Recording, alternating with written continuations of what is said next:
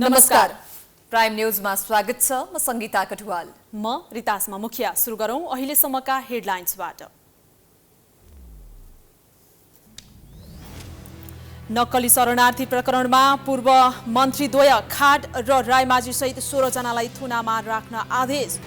करोडौं असुलीमा संलग्न भएको प्रारम्भिक ठहर, 2 जना धरौटीमा रिहा। राजनीतिक स्वार्थका कारण 16 महिनापछि बल्ल पायो सर्वोच्चले प्रधान न्यायाधीश। आफैले बनाएको प्रतिवेदन कार्यान्वयन गर्न कार्कीलाई चुनौती। 17 दिन मात्रै इजलासमा। कर्मकाण्डी र निरन्तरताकै रूपमा 6 वटा प्रदेशको बजेट कार्यान्वयन नहुने महत्त्वाकांक्षी योजना प्राथमिकतामा। अधिकांश बजेट भौतिक पूर्वाधार, रोजगारी र कृषिलाई। रुस र युक्रेन बीच वार्ता गराउन तेस्रो मुलुकको सक्रियता बढ्दो। 4 देशका प्रतिनिधि मण्डल सहित अफ्रिकी राष्ट्रपति केबमा शनिबार मस्को पुग्ने योजना। र 1 दिवसीय विश्वकप छनौट आगामी आइतबारदेखि। पहिलो खेलमा नेपालले घरेलु टोली जिम्बाब्वेसँग खेल्ने। 10 टिम मध्ये शीर्ष 2 टोलीले विश्वकपमा स्थान बनाउने। अब प्राइम न्यूज विस्तारमा। जिल्ला अदालत काठमाडौँले नक्कली शरणार्थी प्रकरणमा पूर्व मन्त्रीद्वय बालकृष्ण खाँड र टोपबहादुर रायमाझी र सचिव टेकनारायण पाण्डे सहित 16 जनालाई पूर्वपक्षका लागि थुनामा राख्न आदेश गरेको छ।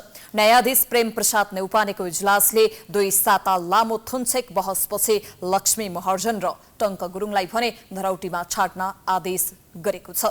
महर्जनलाई 5 लाख र गुरुङलाई 10 लाख रुपैयाँ धरौटीमा छाड्न आदेश दिएको हो।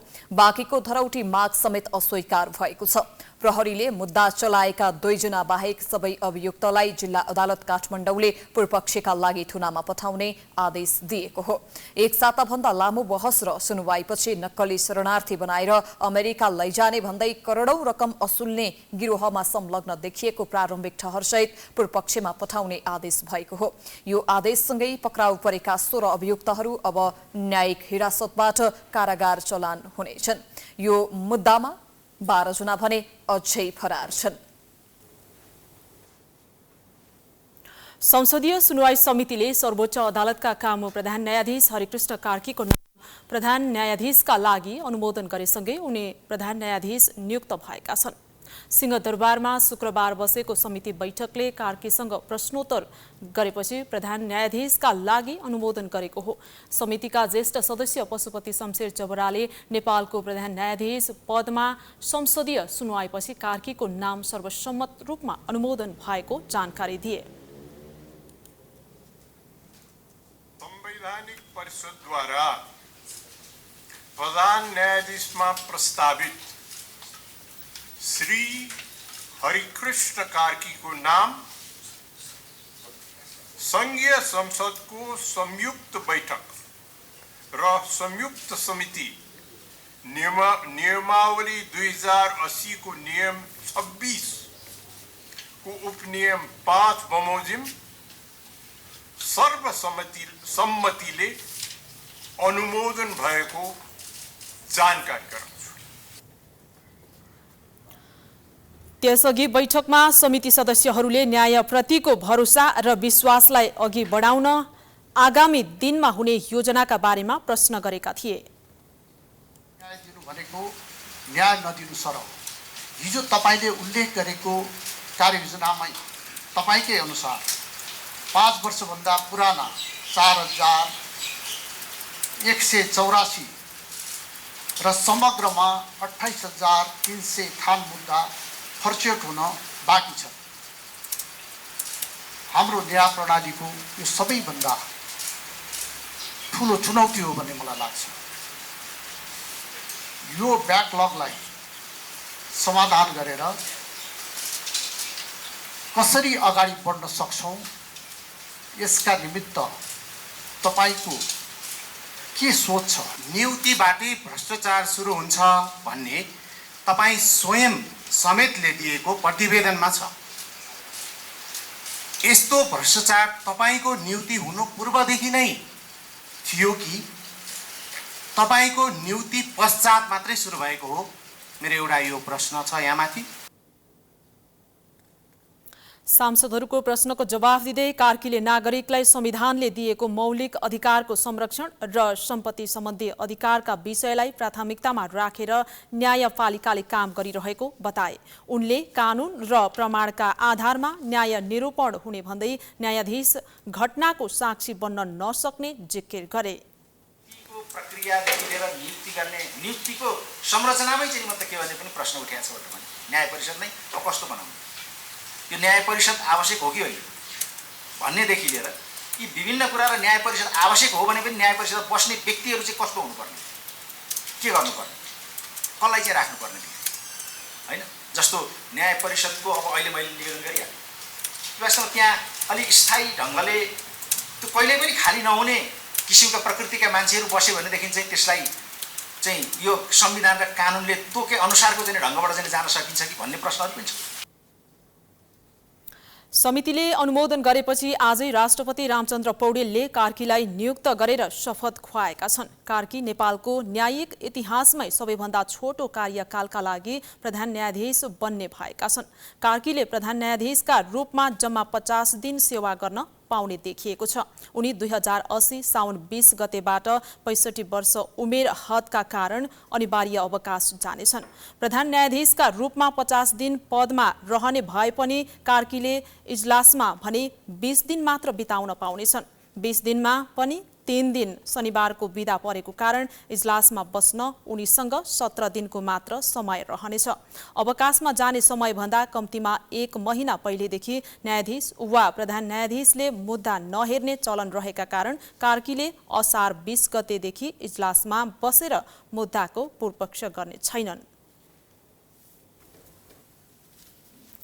नेपाल बार एसोसिएसनलाई राजनीतिक हस्तक्षेप मुक्त बनाउनु पर्ने माग गर्दै विभिन्न कानून व्यवसायीहरूले ज्ञापन पत्र बुझाएका छन्।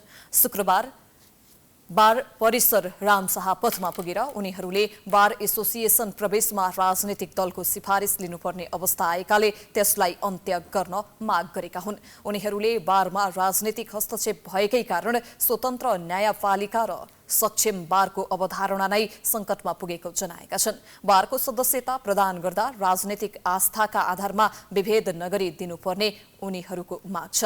अधिवक्ता यज्ञमणि नेउपानेले राजनीतिक हस्तक्षेप हावी भएकै कारण सर्वोच्च लामो समय कामुका भरमा चल्न बाध्य भएको जिकिर गरे। नेपाल बार एसोसिएसनको विधान बमोजिम नेपाल बारको सदस्य लिनका लागि जुनसुकै राजनीतिक आस्था बोकेको भए पनि विभेद नगरी कम्तीमा नेपाल बार र न्यायालयभित्र राजनीतिक नगर्ने परिपाटी संस्थागत गर्नुपर्दछ। कानून व्यवसायीहरूको ज्ञापन पत्र बुझ्दै नेपाल बार एसोसिएसनका अध्यक्ष गोपाल कृष्ण घिमिरेले बारले स्वतन्त्र न्यायपालिकाको पहरेदार गर्दै आफ्नो धर्मलाई सदैव पालना गरेको दावी गरे। उनले बारको अध्यक्षमा निर्वाचित हुँदै गर्दा राजनीतिक आस्थाको टोपी गेटमा नै फुकाल्ने प्रतिबद्धताका साथ आएको भन्दै बारमा राजनीतिक हस्तक्षेप हावी हुन नदिने प्रतिबद्धता व्यक्त गरे। आवरणको टोपी छ त्यो हामीले बारको गेटमै फुकालेर राखेका छौँ। हामी जति बेलासम्म बारमा रहन्छौँ हामी त्यो टोपीलाई लगाउँदैनौँ। आजको दिन पर्यन्त हामीले कुनै पनि किसिमको त्यो कसमलाई ब्रिच हुने खालको त्यो कसम उल्लङ्घन हुने खालको कुनै क्रियाकलाप हामीले गरेका छैनौँ। अध्यक्ष घिमिरेले कानूनी प्रक्रिया पूरा गरेर बारमा सदस्यता दिन चाहनेलाई सहजीकरण गर्न बार तयार रहेको भन्दै राजनीतिक आस्थाका आधारमा सदस्यता दिन्छु वा दिन्न भन्ने अधिकार कसैलाई नरहेको स्पष्ट पारे। छलफलमा भाग लिने सत्ता पक्षका सांसदहरूले प्रतिपक्ष भन्दा 1 कदम अगाडि बढेर बजेटको विरोध मात्रै गरेका छैनन्, परिमार्जन गर्न चर्को दबाव समेत दिने गरेका छन्। तर प्रतिपक्ष भने तुलनात्मक रूपमा नरम देखिन्छ। यसरी हेर्दा सत्ता पक्ष प्रतिपक्ष जस्तो र प्रतिपक्ष सत्ता पक्ष जस्तो देखिन्छ। बजेटमा अहिले मन्त्रालयगत छलफल चलेको छ। झट्ट हेर्दा बोलीकै आधारमा प्रतिपक्ष र सत्तापक्ष छुटाउन गाह्रो छ। अझ सत्तापक्षका सांसदहरू प्रतिपक्षभन्दा 1 कदम अगाडि बढेर बजेटको आलोचनामा उत्रिएका छन्। उनीहरूले आफ्नै शीर्ष नेताहरूको निर्वाचन क्षेत्रमा धेरै बजेट गएको तर आफूले नपाएकोमा गुनासो पोखिरहेका छन्। नेपाली काङ्ग्रेसकै अर्थमन्त्रीले बजेट पेश गर्दा पनि संसदमा सबैभन्दा चर्को स्वर काङ्ग्रेस सांसदकै सुनिन्छ। पूर्व अर्थ राज्य मन्त्री समेत रहेका नेपाली काङ्ग्रेसका नेता उदय शमशेर राणाका अनुसार संविधान, ऐन, कानून र प्रचलनले बजेट परिमार्जन गर्न कुनै बाधा अवरोध गरेको छैन। बजेट परिमार्जन गर्दा सरकार नै ढल्छ भन्ने पुरानो मान्यता त्याग्नुपर्ने उनको भनाइ छ। चेन्ज गर्न नहुने भन्ने खोइ, म त पूर्व अर्थ राज्य मन्त्री, चेन्ज गर्न नहुने बजेट घोषणा गरेपछि नत्र यो छलफल किन राखे 10-10 दिनको छलफल? यो त सुझाव लिएर त्यस्तै आवश्यक पर्यो भने चेन्ज गर्नुपर्ने, धेरै विरोध आयो भने चेन्ज गर्नुपर्ने, त्यही टेक्निकल मिस्टेक गरे भने चेन्ज गर्नुपर्ने भनेर संविधानमा यो चेन्ज गर्न हुँदैन, नियमावलीमा चेन्ज गर्न हुँदैन भनेर लेखेको छैन नि। त्यस पाइन्छ। माओवादी केन्द्र, एकीकृत समाजवादी र जसपा सांसदहरूले पनि बजेटको विरोध गर्ने गरेका छन्। बरु प्रतिपक्षी सांसदहरूको व्यवहार तुलनात्मक रूपमा नरम देखिएको छ। अनौठो के छ भने सत्ता पक्षका सांसदहरू चर्को स्वरमा बजेट परिमार्जन गर्नुपर्ने माग गरिरहेका भेटिन्छन् भने नेकपा एमाले त्यसको ठिक विपरीत प्रचलन हेर्दा बजेट परिमार्जन गर्न नसकिने तर्क गर्छ। यसरी हेर्दा सत्ता पक्ष प्रतिपक्ष जस्तो र प्रतिपक्ष सत्ता पक्ष जस्तो समेत देखिन्छ। नेकपा एमालेका उपाध्यक्ष तथा एमाले संसदीय दलका उपनेता सुवास नेमुवाङका अनुसार बजेट परिमार्जन गर्ने प्रचलन छैन। परिमार्जन गर्न कुनै ऐन कानूनले चेकेको छैन, तर त्यस्तो अभ्यास नभएकाले परिमार्जन गर्न सकिँदैन। अब प्रधानमन्त्रीले नै म संशोधन गर्छु भन्नुहुन्छ भने त हामी प्रतिपक्षले त नाइ भन्ने कुरै भएन। हामी त यो बजेटै ठिक छैन भनिराखेको, साह्रै भेदभावपूर्ण छ, साह्रै असन्तुलित छ। हिजो आफैले राखेका जुन नीति कार्यक्रमहरू छन् त्यो नीति कार्यक्रमहरू बोक्ने बजेट भएन भनिराखेकाहरू यो बजेट त पुरै आमूल परिवर्तन गर्नुपर्छ त हामी भनिराखेकै छौँ।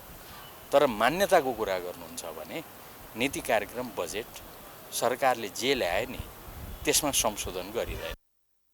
उता नेकपा एकीकृत समाजवादीका उपाध्यक्ष राजेन्द्र पाण्डे पनि परिमार्जन बिना बजेट पारित गर्नै नसकिने बताउँछन्।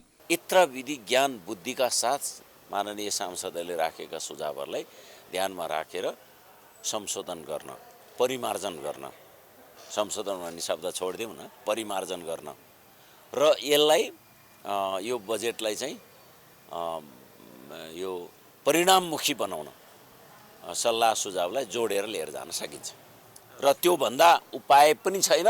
यदि त्यसरी जोडेर लान खोजिएन भने यो यथास्थितिमा त यो पास हुँदै हुँदैन। अर्थमन्त्रीकै जिल्लाका नेकपा माओवादी केन्द्रका सांसद हितराज तामाङ भने व्यवहारले बजेट परिमार्जन गर्नै पर्ने, तर प्रचलनले भने नदिने बताउँछन्। बजेट अन्यायपूर्ण भएको उनको बुझाइ छ।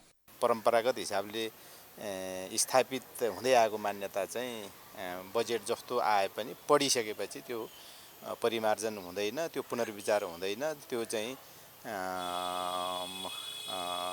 फुल स्टेप र चाहिँ अब कमा पनि तलमाथि हुँदैन भन्ने चाहिँ अब प्रचलन छ। तर आवश्यकता हिसाबले यो परिमार्जन नगरिकन र यसलाई विचार नगरिकन चाहिँ नहुने खालको अवस्था चाहिँ छ यसपालिको बजेटमा। सत्ता गठबन्धनका शीर्ष नेताहरूले बजेट परिमार्जनको विषयमा छलफल गरिरहेका छन्।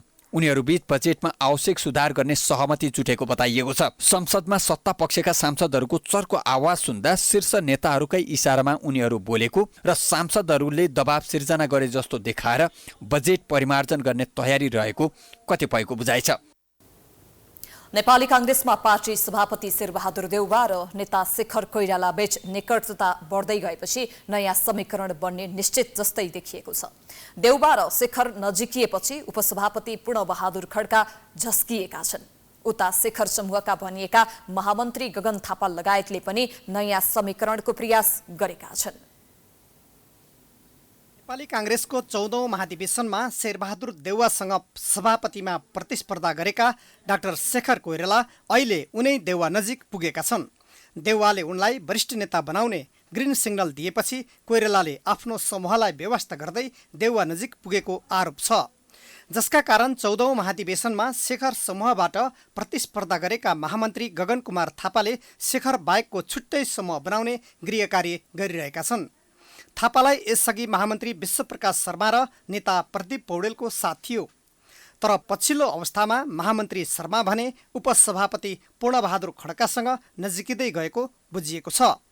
15औं महाधिवेशनमा उपसभापति खड्काले सभापति देउवाको तर्फबाट सभापतिको उम्मेद्वार बन्ने र महामन्त्री शर्मा लगायत इतर समूहको समेत साथ लिएर सभापतिमा प्रतिस्पर्धा गर्ने लक्ष्य लिएर अहिलेदेखि नै गृह कार्य सुरु गरेका छन्। उता महामन्त्री थापाले पनि उपसभापति धनराज गुरुङ, नेता प्रदीप पौडेल लगायतको साथ लिएर सभापतिमा प्रतिस्पर्धा गर्ने सोच बनाएका छन्, जसका कारण काङ्ग्रेसमा नयाँ समीकरण बन्ने सम्भावना बढेको छ।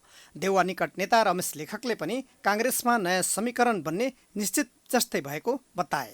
नेपाली काङ्ग्रेस नयाँ ध्रुवीकरणमा प्रवेश गर्दैछ। हो, यो नयाँ ध्रुवीकरणमा प्रवेश गर्ने क्रममा यस्ता यस्ता घटना परिघटनाहरू भइराख्छन्। अहिले त्यो स्पष्ट आइसकेका छैन पिक्चर, तर काङ्ग्रेसभित्र मैले फेरि एकपटक भन्दैछु, नयाँ ध्रुवीकरणको चरणमा काङ्ग्रेस प्रवेश गरेको छ। त्यसकारण चाहिँ त धेरै सम्भावनाहरू अगाडि देखिएका छन्। ठ्याक्क हुने के हो त्यो चाहिँ त चित्र बिस्तार बिस्तार स्पष्ट हुँदै जान्छ। अहिले कसको गुट बलियो बनाउने र आगामी महाधिवेशनमा पार्टीको नेतृत्व हत्याउने भन्ने प्रतिस्पर्धालाई नेताहरूले स्वीकार गरेका छन्।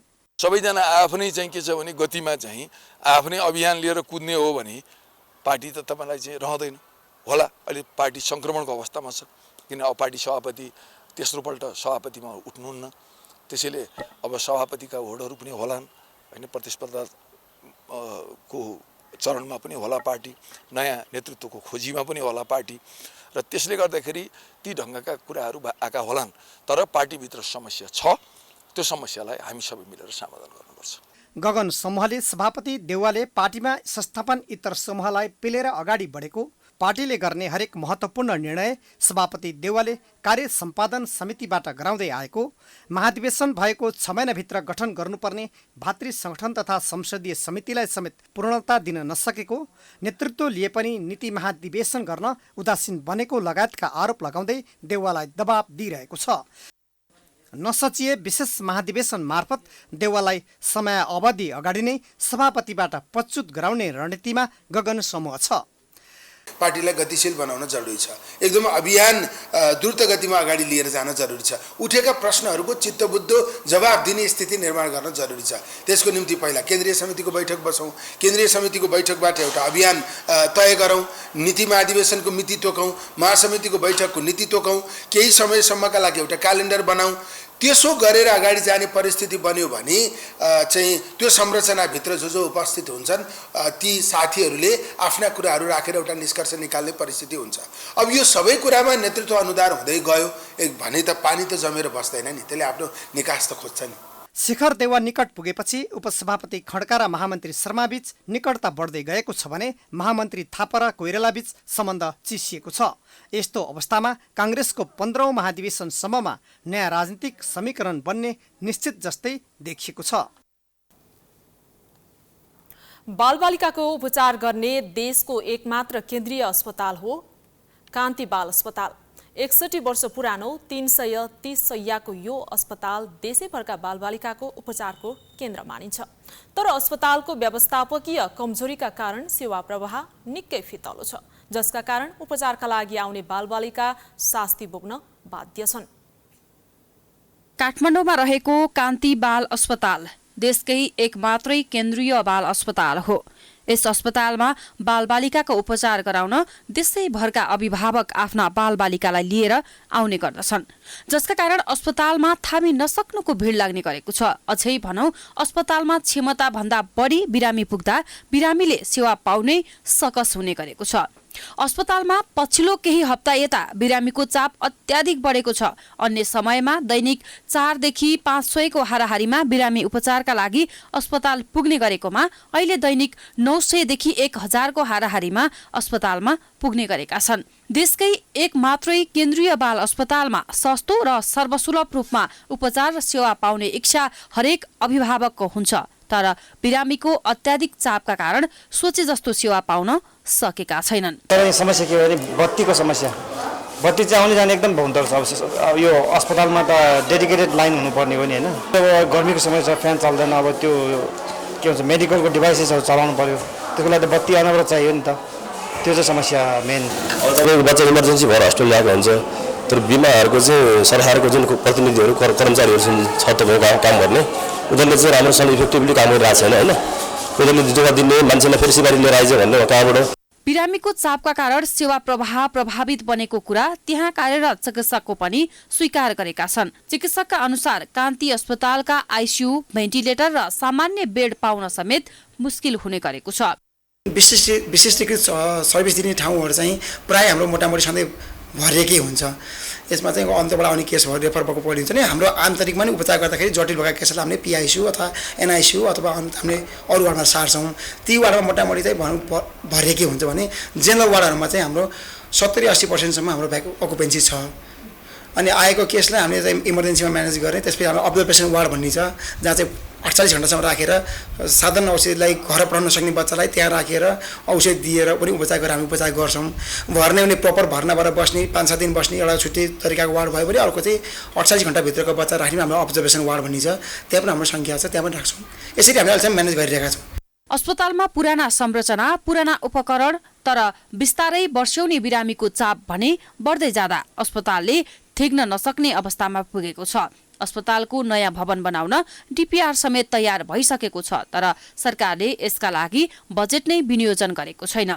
अस्पतालका संरचनाहरू बिस्तारै पुराना र काम नलाग्ने अवस्थामा पुग्दै गर्दा पनि सरकारवाला निकायले ध्यान दिन सकेको छैन। देशभर कुल जनसङ्ख्याको 27.83% बालबालिका छन्, तर केन्द्रीय तहको एउटा मात्रै बाल अस्पतालको अवस्था पनि कमजोर हुँदा बालबालिकाले सहज रूपमा उपचार पाउनबाट वञ्चित हुनुपर्ने अवस्था छ। यसतर्फ सम्बन्धित निकायको ध्यान जान अत्यन्त आवश्यक छ। बजेटको मन्त्रालयगत छलफलका क्रममा प्रतिनिधि सभामा विभिन्न दलका सांसदहरूले चर्को आलोचना गरिरहेका छन्। बजेटको समानुपातिक वितरण हुन नसकेको विषय जोडतोडका साथ उठान गरिएको छ। शीर्ष नेताहरूले आफ्नो क्षेत्रमा मात्र बजेट केन्द्रित गरेर संघीयताकै धज्जी उडाएको आरोप सांसदहरूले लगाएका छन्। मन्त्रालयगत छलफलमा पनि सांसदहरूले विनियोजित बजेटको चर्को विरोध गरेका छन्। छलफलमा सहभागिता जनाउँदै सांसदहरूले बजेटको समानुपातिक वितरण हुन नसकेको भन्दै सरकार र अर्थमन्त्री प्रकाश शरण महतको नियतमाथि नै प्रश्न उठाउँदै आएका छन्। साथै व्यापार घाटा घटाउन र खस्किदो अर्थतन्त्र उकास्न सरकारले कुनै पहल नगरेको सांसदहरूको आरोप छ। नेकपा एमालेका सांसद दामोदर भण्डारीले मुलुकको व्यापार घाटा न्यूनीकरण गर्न बजेटले कुनै सम्बोधन गर्न नसकेको आरोप लगाए। उद्योग, भूमि व्यवस्था र भौतिक पूर्वाधार तथा यातायात मन्त्रालय सम्बन्धी विनियोजन शीर्षक माथिको छलफलका क्रममा भण्डारीले प्रधानमन्त्रीको भारत भ्रमणका क्रममा भारतसँगको व्यापार घाटाका बारेमा छलफल नगरेको बताए। उद्योग, वाणिज्य र आपूर्ति क्षेत्र तहस नहस भएकोले आफूले खर्च कटौतीको प्रस्ताव राख्नु परेको उनले बताए। राज्यले एउटा सिलिन्डरमा झन्डै 350 सब्सिडी दिएको छ। सभामुख महोदय, यसरी नेपालको उद्योग, वाणिज्य, आपूर्ति क्षेत्र आज तहस नहस छ। सरकारको कुनै प्राथमिकतामा रहेन। त्यसैले यो अहिलेको सरकारको नीतिप्रति आफ्नो असहमति जाहेर गर्दै मैले यो मन्त्रालयको शीर्षकको खर्च रकम घटाइयोस् भन्ने प्रस्ताव प्रस्तुत गर्दछु। यता छलफलमा सहभागिता जनाउँदै राप्रपाका अध्यक्ष राजेन्द्र लिङदेनले आगामी आर्थिक वर्षको बजेटमा प्रतिपक्षीको मात्रै नभई सत्तापक्षका केही सांसदहरूको समेत असहमति रहेको बताए। बजेटका विषयमा केही सत्तापक्षी सांसदहरूको प्रतिपक्षीको भन्दा पनि बढी रुवावासी देखिएको र बजेटमा पहुँच पुग्ने सत्तापक्षीहरूले खुसी मनाएको उनले बताए। सत्तापक्षले समर्थन गर्ने, विपक्षीले विरोध गर्ने, अन्ततोगता कमा फुल स्टप पनि चेन्ज नहुने, जे छ ताली ठोक्ने, अगाडि बढ्ने भन्ने कुरा आइरहेको थियो। सत्तापक्ष साथीहरूको पनि दुईटा प्रवृत्ति देखियो। एक थरी साथीहरूको हाम्रोभन्दा बेसी रुवावासी, बजेटमा पहुँच पुर्याउने सत्तापक्षको यो बजेट सबैभन्दा सुन्दर छ भन्ने, सत्तापक्ष बिचको पनि विभाजन चाहिँ अहिले यसो देखियो। मेरो यसपालि बजेट परेन भनेर धेरै गुनासो छैन। त्यस्तै जनमत पार्टीका अध्यक्ष सीके राउतले अन्य प्रदेशले सङ्कलन गर्ने राजस्व भन्दा बढी बजेट पाएको तर मधेसले उठाएको राजस्वको 20% बजेट पनि नपाएको गुनासो गरे। अध्यक्ष राउतले बजेटको सम्बन्धमा दिएका कुनै पनि सुझावहरू कार्यान्वयन नहुने गरेको भन्दै मिली भगत खाने प्रचलनमा कुनै कमी नआएको दावी गरे। मधेसले जति राजस्व दिएको छ त्यसको 20% पनि फिर्ता मधेसमा गएको छैन।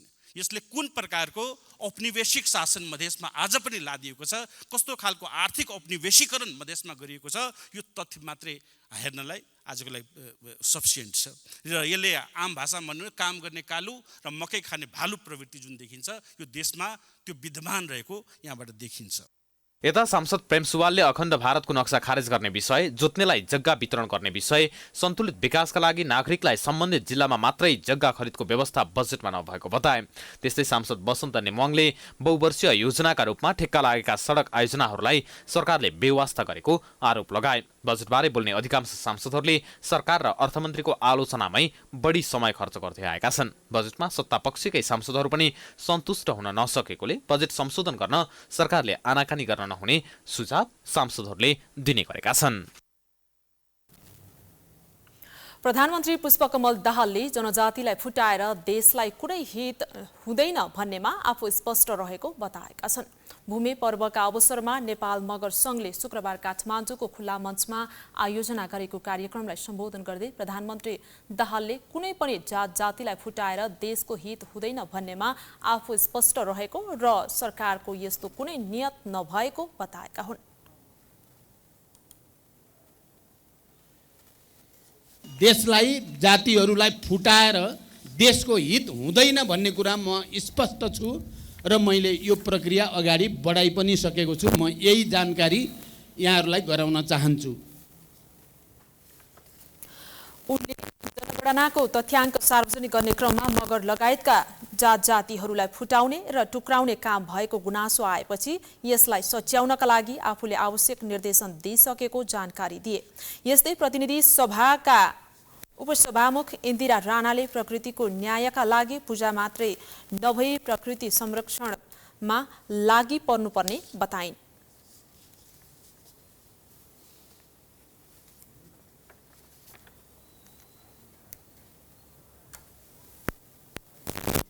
प्रकृतिको जस्टिसको लागि, न्यायको लागि हामीले पूजा मात्रै होइन, आज प्लास्टिकहरू टिप्नुपर्छ। जलवायुको कारणले गर्दा कैयौँ मुहानहरू, पानीका मुहानहरू बन्द भएर मान्छेले पानी खान नपाएर विस्थापित हुनु परेछ पहाडतिर। यो जलवायुको कारणले कैयौँ बस्तीहरू तराईमा खोलाले बगाइरहेको कुरा हामीले बिर्सनु हुँदैन। हामी आफ्नो स्वार्थलाई, आफ्नो सुविधाको लागि ठुल्ठुला बिल्डिङ बनाउँदै आफ्नो स्वार्थमा चाहिँ निहित भएर आम नेपाल जनताहरूको आम चासोलाई हामी भुल्ने गर्यौँ भने अवश्य पनि अन्याय हुन्छ। प्रकृतिको पूजा गरेर मनाइने मगर समुदायको भूमिय पर्व असार 3 गतेसम्म खुल्ला मञ्च काठमाडौँमा मनाइने मगर संघले जनाएको छ। प्राकृतिक विपत्ति नआओस्, भूतप्रेत, दशाग्रह जाउन्, बालीनालीमा किरा नलागोस् भनेर मगर समुदायमा हरेक असार 1 गतेदेखि भूमिय पर्व मनाउने प्रचलन छ। विद्यार्थीहरूले विद्यालय भन्ने बित्तिकै झोलाभरि पुस्तक बोकेर जाने स्थानको रूपमा बुझ्ने गर्दछन्। पाठ्यपुस्तकलाई नै ज्ञान आर्जन गर्ने स्रोतको परिपाटीले विद्यार्थीको व्यक्तित्व विकास हुन सकिरहेको छैन। व्यक्तित्व विकास गर्न सैद्धान्तिकसँगै व्यावहारिक ज्ञानको आवश्यकता पर्ने भन्दै काठमाडौँ महानगरले मातहतका सामुदायिक विद्यालयहरूमा सुरु गरेको बुक फ्री फ्राइडे अभियान प्रभावकारी बन्दै गएको छ। किताबी ज्ञान मात्र घोकाउने प्रचलनले विद्यार्थीको सृजनशीलतामा ह्रास आउने गरेको छ। शिक्षा प्रणाली व्यावहारिक र उत्पादनशील हुन नसकेको गुनासो आइरहेको अवस्थामा काठमाडौँ महानगरले आफ्नो मातहतमा रहेका सामुदायिक विद्यालयहरूमा नयाँ प्रयोगको थालनी गरेको छ। शिक्षालाई सिपसँग जोड्ने उद्देश्यका साथ काठमाडौँ महानगरले सामुदायिक विद्यालयहरूमा हप्ताको 1 दिन शुक्रबार बुक फ्री फ्राइडे कार्यक्रमको थालनी गरेको हो। महानगरभित्रका सामुदायिक विद्यालयका विद्यार्थीहरूले गत वैशाख दोस्रो सातादेखि नै पाठ्य पुस्तक नलिई विद्यालय जान थालेका छन्। यो नयाँ सिकाइले विद्यार्थीहरूको व्यक्तित्व विकास हुनुका साथै दैनिक जीवनमा आइपर्ने घरायसी समस्या समाधान गर्न सक्षम बनाउने विश्वास महानगरले राखेको छ। हामीले बुक फ्री फ्राइडे भने पनि लर्निङ फ्री फ्राइडे भनेको होइन। उहाँहरूले सिक्ने तरिका र उहाँको ज्ञान प्राप्ति गर्ने तरिकामा फरकपन मात्रै हो र यसले चाहिँ विद्यार्थीहरूले सैद्धान्तिक कुराहरू सिकिसकेपछि त्यसलाई व्यवहारमा कसरी उतार्न सकिन्छ भन्ने कुराहरूको ज्ञान लिनुहुन्छ। त्यो प्र्याक्टिकल ज्ञान चाहिँ दीर्घकालीन रूपमा हुने भन्ने हाम्रो अपेक्षा छ। पछिल्लो समय काठमाडौँ महानगर शिक्षा क्षेत्रमा सुधार गर्ने प्रयत्नमा निरन्तर लागिरहेको छ। हरेक दिन पुस्तकको भारी बोकेर विद्यालय जाने विद्यार्थीहरू एक दिन भारी नबोकी विद्यालय जान पाउँदा निकै खुसी देखिने गरेका छन्। दिनहुँ पुस्तकको ज्ञानमा मात्र सीमित भएका विद्यार्थीहरू सृजनशील कार्य गर्न पाउँदा तथा नयाँ कुरा सिक्न पाउँदा निकै उत्साहित हुने गरेका छन्। म चाहिँ यो बुक फ्राइडे मनाउँदाखेरि चाहिँ धेरै नै खुसी छु, किनकि अब हामीले सबै कुरा बुकबाट मात्रै सिकिँदैन नि त। धेरै कुराहरू अरू किताबबाट भन्दा नि बाहिरबाट सिक्न सकिन्छ नि त। अनि मलाई चाहिँ धेरै नै खुसी लाग्छ। अहिले हाम्रो बुक फ्री डेका कारणले पढाइ अरू 5 दिनमा पढाइ भए तापनि हामीलाई अतिरिक्त क्रियाकलापको विभिन्न अतिरिक्त क्रियाकलापहरू सिकाइरहेको छ। यसले प्राविधिक शिक्षामा जोड पनि दिइरहेको छ। यसले गर्दा हामी पढाइमा मात्र नभएर हामीले विभिन्न ठाउँमा हामीले आफ्नो सिपलाई सदुपयोग गरेर हामी बाँच्न सक्छौँ। किताबका कुराहरूमा त कति सिक्ने, अब हामीले बाहिरी कुराहरू पनि सिक्नु पर्यो। अब बाहिरी अतिरिक्त हुने विभिन्न कार्यक्रमहरू पनि प्रदर्शन गर्नु पर्यो। अनि विभिन्न किसिमका अब चित्रकलाहरू अनि विभिन्न प्रतियोगिता वक्तृत्व कलाहरू त्यस्तो अनि खेलकुदहरू भइरहँदा हामीलाई एकदम खुसी हुन्छ। महानगरको यस कार्यप्रति शिक्षक र अभिभावक पनि सकारात्मक देखिएका छन्। सुरुका दिनहरूमा यसको व्यवस्थापन गर्न केही चुनौती भए पनि महानगर अभिभावक र विद्यालय व्यवस्थापन समिति सबै पक्षको साथ र सहयोगले यस कार्यक्रमलाई प्रभावकारी बनाउने विश्वास लिएको पशुपति मित्र माध्यमिक विद्यालयका प्रधानाध्यापक चन्द्रकान्त पण्डित बताउँछन्।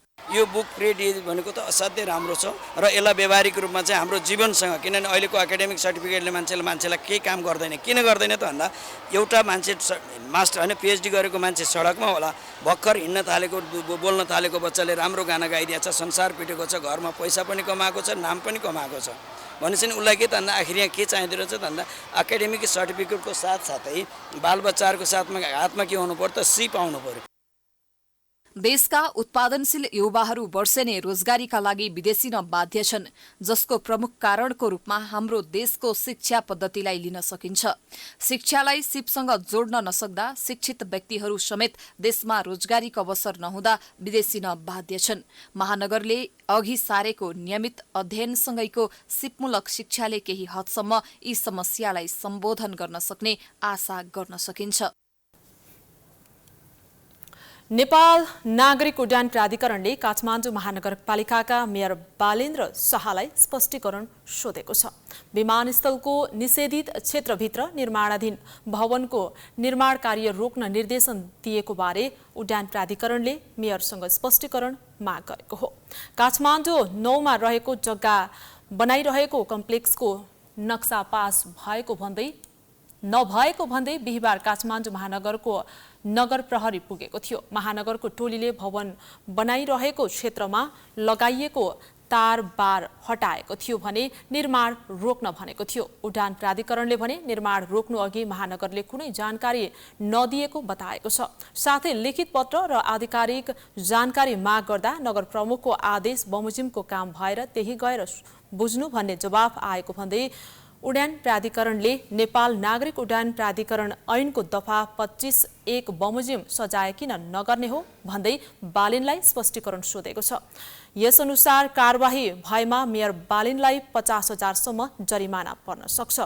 उड्डयन प्राधिकरणका महानिर्देशक प्रदीप अधिकारीले गरेको निर्णय अनुसार स्पष्टीकरण पत्र प्राप्त भएको मितिले 7 दिनभित्र लिखित स्पष्टीकरण पेश गर्न बालेनलाई निर्देशन दिएको छ। लिखित स्पष्टीकरण नदिए कानून बमोजिम कारबाही गरिने पत्रमा उल्लेख छ। प्राधिकरणले महानगर नगर प्रहरी प्रमुख राजुनाथ पाण्डे र वडा नम्बर 9 का वडाध्यक्ष रामजी भण्डारीलाई पनि स्पष्टीकरण सोधेको छ।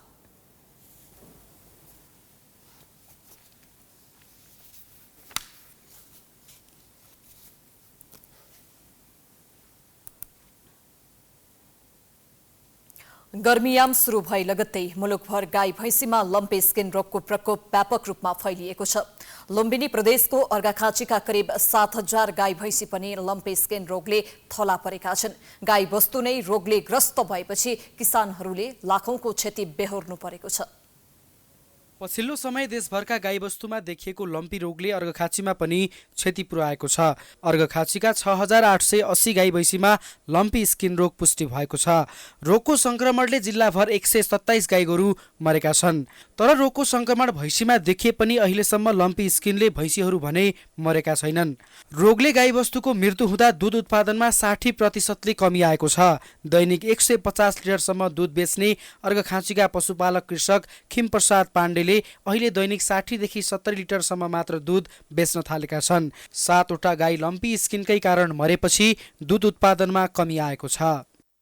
7 वटा जति गाई मरिसके, भैँसीला एउटालाई छुवा छ। खासै त्यति असर त परे हैन, हल्का असर परेको छ। गाईलाई चाहिँ सिरियस नै छन्। 6 वटा गाई बितिसके, 2 वटामा अझै लागेको छ। दुध चाहिँ दिएको छैनन् र दुधको पहिला चाहिँ 150 लिटर जति दुध हुन्थ्यो भने अहिले चाहिँ 70 लिटरमा झरेको छु। ठ्याक्कै 50% घाटा लाग्छ दुधको उत्पादनमा। लम्पी स्किनको प्रकोप अघि 2100 लिटर दूध बजारमा आउने गरेकोमा आजभोलि 1200 देखि 1300 लिटर मात्र बजारमा आपूर्ति गर्न सकिएको अर्घखाँची दुग्ध व्यवसायी सङ्घले जनाएको छ।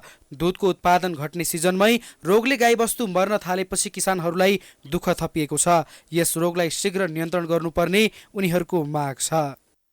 यो रोगका कारणले गर्दाखेरि अहिले दूध उत्पादनमा निकै कमी भएको अवस्था छ। यो खडेरीको महिना पनि हो। यो अहिले चैत वैशाख जेठमा यसै पनि दुधको अभाव हुने, सँगसँगै यो बेलामा यो रोगका कारणले गर्दाखेरि दूध उत्पादनमा निकै कम आएको र दुधको हाकार हुने खालको परिस्थिति छ।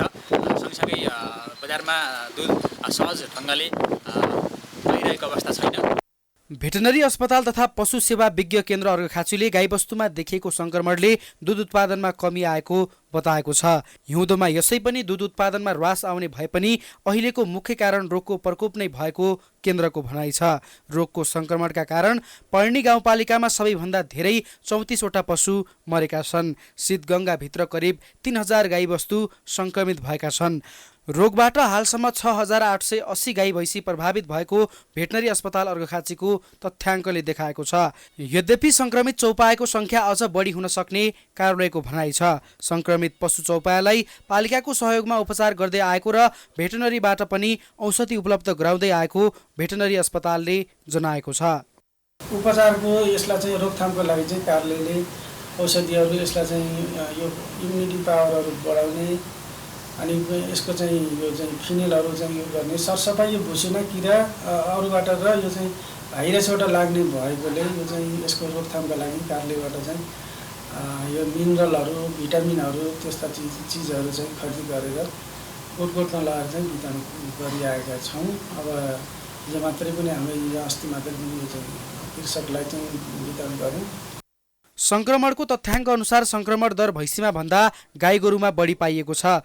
जिल्लाका संक्रमित करिब 7000 पशु चौपाया मध्ये भैँसी न्यून मात्रामा छन्। गाई गोरुको तुलनामा भैँसीमा करिब 1% मात्र संक्रमण दर देखिन्छ। केही स्थानका भैँसीमा संक्रमण देखिए पनि उनीहरूको अवस्था चिन्ताजनक नरहेको पशु प्राविधिकहरू बताउँछन्। प्राइम एचडीका लागि अर्घखाँचीबाट लक्ष्मण घिमिरेको रिपोर्ट। 6वटा प्रदेश सरकारले आज आर्थिक वर्ष 2080-81 को बजेट सार्वजनिक गरेका छन्। अन्तर सरकारी वित्त व्यवस्थापन ऐन 2074 अनुसार प्रदेश सरकारले असार 1 मा प्रदेश सभामा बजेट प्रस्तुत गर्नुपर्ने प्रावधान अनुसार प्रदेश सरकारको आज बजेट सार्वजनिक गरेका हुन्। आज मधेस, बागमती, गण्डकी, लुम्बिनी, कर्णाली र सुदूरपश्चिम सरकारले बजेट ल्याएका छन्। कोशी प्रदेशले भने हिजो नै अध्यादेश मार्फत बजेट सार्वजनिक गरिसकेको छ। बागमती प्रदेश सरकारले आगामी आर्थिक वर्षका लागि 62 अर्ब 70 करोड 90 लाख रुपैयाँ बजेट विनियोजन गरेको छ। सरकारले प्रदेशलाई लगानी मैत्री प्रदेशको रूपमा स्थापना गर्न काठमाडौँ उपत्यका, भरतपुर महानगरपालिका, हेटौडा उपमहानगरपालिकाका क्षेत्र बाहेक प्रदेशका अन्य स्थानमा उत्पादनमूलक उद्योग स्थापनाका लागि जग्गा खरिद गर्दा घर जग्गा रजिस्ट्रेसन शुल्कमा 50% छुट दिने व्यवस्था गरेको छ। उता गण्डकी प्रदेश सरकारले आगामी आर्थिक वर्षका लागि 33 अर्ब 42 करोड 72 लाख रुपैयाँको बजेट ल्याएको छ। गण्डकी प्रदेश सरकारले शुक्रबार ल्याएको बजेट मार्फत नगद अनुदान अनुदानका कार्यक्रम कटौती गर्दै उत्पादनमा आधारित बनाएको छ। सरकारले ल्याएको बजेटमा मन्त्री र सांसदकै पहुँचका भरमा योजनाहरू परेका छन्। यसअघि निकै विवादमा परेको सांसदले आफ्नो योजनामा बजेट हाल्ने पूर्वाधार विकास कार्यक्रम आगामी वर्ष पनि निरन्तरता दिएको छ। त्यसैगरी लुम्बिनी प्रदेश सरकारले आगामी आर्थिक वर्ष 2080-81 का लागि 40 अर्ब 47 करोड 97 लाख बराबरको बजेट प्रदेश सभामा प्रस्तुत गरेको छ। सरकारले प्रदेशको स्थायी राजधानीमा पूर्वाधार निर्माण, शिक्षा, स्वास्थ्य, कृषि, पर्यटन र रोजगारीलाई प्राथमिकतामा राखेर बजेट ल्याएको छ। उता कर्णाली प्रदेश सरकारले आगामी आर्थिक वर्ष 2080-81 को बजेट सार्वजनिक गरेको छ। प्रदेश सरकारले आगामी आर्थिक वर्षका लागि 33 अर्ब 37 करोड 97 लाख 7 हजार रुपैयाँको बजेट सार्वजनिक गरेको छ। त्यस्तै सुदूरपश्चिम प्रदेश सरकारले आर्थिक वर्ष 2080-81 को लागि 29 अर्ब 26 करोड 59 लाख बजेट ल्याएको छ। सुदूरपश्चिम सरकारले उत्पादन र रोजगार मुखी कार्यक्रमलाई प्राथमिकता दिई बजेट सार्वजनिक गरेको छ। काठमाडौँ उपत्यकाबाट विभिन्न जिल्लामा सञ्चालन हुने सार्वजनिक जीप तथा माइक्रो बस नयाँ बस पार्कबाट सञ्चालन गरिएपछि चक्रपथ क्षेत्रमा अव्यवस्थित रूपमा रहेका टिकट काउन्टर काठमाडौँ महानगरले हटाएको छ। काठमाडौँ महानगरको नगर प्रहरीले कोटेश्वर, गौशाला, चावाहिल, बल्खु लगायतका स्थानमा पुगेर अव्यवस्थित रूपमा रहेका टिकट काउन्टर हटाएको हो। सो क्रममा महानगर प्रहरीले टिकट बिक्रीका लागि लगाइएका बोर्ड, ब्यानर जफत गरेको छ। महानगरपालिकाले उपत्यकाको सार्वजनिक गाडीलाई व्यवस्थित बनाउनका लागि सूचना जारी गरी असार 1 गतेदेखि नयाँ बस पार्कभित्रबाट लामो, मध्यम तथा छोटो दूरीका गाडी सञ्चालन गर्ने निर्णय गरेको थियो। त्यही निर्णयको कार्यान्वयन गर्दै शुक्रबारदेखि जीप तथा माइक्रो बस नयाँ बस पार्कभित्रबाट सञ्चालन भएका हुन्। उपत्यका बाहिरिने साना सार्वजनिक सवारी साधनलाई नयाँ बस पार्क पछाडि पार्किङ र टिकट काउन्टरको व्यवस्था गरिएको महानगरले जनाएको छ। महोत्तरीमा एनएमबी बैंक लुटिएको 2 साता बितिसक्दा समेत प्रहरीले लुटेराहरूलाई पक्राउ गर्न सकेको छैन। दिनदहाडै हतियारसहित बैंक पुगेका नकाबधारी समूहले बैंक लुटपाट गरी फरार भएका थिए। लुटेराहरूको समूह सीसीटीभीमा प्रष्ट देखिए पनि प्रहरीले अहिलेसम्म लुटेराहरूलाई पक्राउ गर्न सकेको छैन। बैंक लुटेको 2 साता बितिसक्दा समेत लुटेरा पक्राउ नहुनुले सुरक्षामाथि नै प्रश्न उठेको भन्दै स्थानीयले असुरक्षित महसुस गरेका छन्। घटनाको तपाईको 10-15 दिन भइसकेको छ, तर अहिलेसम्म दोषी अपराधीहरू अहिलेसम्म फेला परेको छैन। यसमा कहीँ न कहीँ प्रहरीको मिलोमत पनि छ कि यसमाथि प्रश्न चाहिँ प्रहरीमाथि नै उठिएको छ। हामी आम मानिसहरूले त्यो प्रहरीमाथि कसरी विश्वास गर्छ? दिनदहाडै बैंक लुटिरहेछ, त्यो प्रहरीले केही सुरक्षा दिएको छैन अनि आम जनतालाई कसरी त्यसले सुरक्षा दिन सक्छ? यता जिल्ला प्रहरी कार्यालय महोत्तरीले खुल्ला सिमानाका भएका कारण लुटेराहरू भारततर्फ भागेको हुन सक्ने आशंका गरेको छ। बैंक लुटेको विषयमा अनुसन्धान जारी रहेको भन्दै छिट्टै लुटेरा पक्राउ पर्ने दाबी गरेको छ। बैंकमा भएको लुटपाट सम्बन्धमा जिल्ला प्रहरी कार्यालय महोत्तरीले, प्रदेश प्रहरी कार्यालय, प्रहरी प्रधान कार्यालय र लुटेर भाग्ने व्यक्तिहरू खुल्ला सिमानाका कारण सीमावर्ती भारतीय सीमावर्ती जिल्लाहरूमा समेत रहन बस्न सक्छन् भन्ने मनसायले हामीले सीमावर्तीका प्रहरीसँग समन्वय गरेर विभिन्न कोणबाट अनुसन्धान गरिरहेका छौँ र उक्त लुट्नमा सम्मान भएका संदिग्ध व्यक्तिहरूको पहिचान गर्ने कार्यहरू भइरहेको छ। गत जेठ 16 गते नकाबधारी लुटेराहरूको समूहले एनएमबी बैंक महोत्तरी शाखाबाट 15 लाख बढी रुपैयाँ लुटपाट गरी फरार भएका थिए। अब इन्टरनेशनल न्यूज।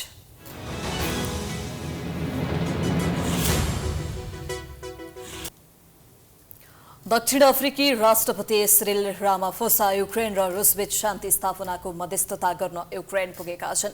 कीव र मस्कोबीच शान्ति स्थापनाका लागि मध्यस्थता गर्न चाहने अफ्रिकी नेताहरूको प्रतिनिधि मण्डलसहित शुक्रबार रामाफोसा युक्रेन पुगेका हुन्। रुसी समकक्षी भ्लादिमिर पुटिनलाई भेट्न सेन्ट पिटर्सबर्ग जानुअघि प्रतिनिधिले युक्रेनका राष्ट्रपति भ्लोदिमिर जेलेन्स्कीसँग केभमा वार्ता गर्ने कार्यक्रम छ। गत वर्ष रुसले युक्रेनमाथि आक्रमण गरेपछि खाद्यान्नको बढ्दो मूल्य र विश्वव्यापी व्यापारमा परेको व्यापक प्रभावका कारण नराम्ररी प्रभावित भएको आवाजलाई उच्च स्तरीय कूटनीतिक टोलीले टेबलमा ल्याउने बताइएको छ।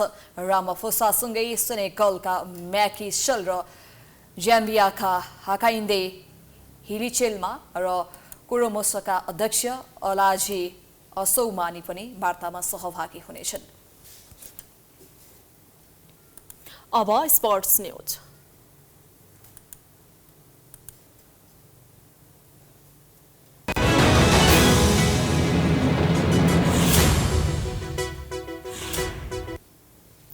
आईसीसी एक दिवसीय विश्वकप छनौट अन्तर्गत पहिलो खेलमा नेपालले घरेलु टोली जिम्बावेसँग आइतबार खेल्दैछ। नेपालले पहिलो पटक टेस्ट टोली विरुद्ध ओडीआई खेल्न लागेको हो। नेपाल र जिम्बावे बीचको खेल आइतबार रहारे स्पोर्ट्स क्लबमा दिउँसो 12:45 बजे हुनेछ। नेपालले विश्वकप छनौटमा टेस्ट टोली जिम्बावे र वेस्ट इन्डिजसँग खेल्नेछ। नेपालको समूहमा जिम्बावे, वेस्ट इन्डिज, अमेरिका र नेदरल्यान्ड्स छन्। नेपालको दोस्रो खेल असार 5 मा अमेरिकासँग र असार 7 गते वेस्ट इन्डिजसँग खेल्नेछ। नेपालले समूह चरणको अन्तिम खेल असार 9 गते नेदरल्यान्ड्ससँग खेल्नेछ। शीर्ष 3 टोली सुपर 6 मा स्थान बनाउनेछन्। सुपर 6 मा अर्का समूहबाट आउने 3 टोलीसँग प्रतिस्पर्धा गर्नेछ। सुपर 6 मा समूह चरणको अङ्क पनि गणना हुने भएकोले आफ्नो समूहका टोलीसँग खेल्नु पर्दैन। अन्तमा शीर्ष 2 टोलीले विश्वकपमा स्थान बनाउनेछन्। प्रतियोगिता असार 3 देखि 24 गतेसम्म जिम्बावेमा हुनेछ। हामी प्राइम न्यूजको अन्त्यमा आइपुगेका छौं। जाँदा जाँदै हेडलाइन्स पुनः एकपटक। नक्कली शरणार्थी प्रकरणमा पूर्व महामन्त्री द्वय खाँड र रायमाझी सहित 16 जनालाई थुनामा राख्न आदेश। करोडौं असुलीमा संलग्न भएको प्रारम्भिक ठहर। 2 जना धरौटीमा रिहा। राजनीतिक स्वार्थका कारण 16 महिनापछि बल्ल पायो सर्वोच्चले प्रधान न्यायाधीश। आफैले बनाएको प्रतिवेदन कार्यान्वयन गर्न कार्कीलाई चुनौती। 17 दिन मात्रै इजलासमा। कर्मकाण्डी र निरन्तरताकै रूपमा 6वटा प्रदेशको बजेट कार्यान्वयन नहुने महत्वाकांक्षी योजना प्राथमिकतामा। अधिकांश बजेट भौतिक पूर्वाधार, रोजगारी, कृषिलाई।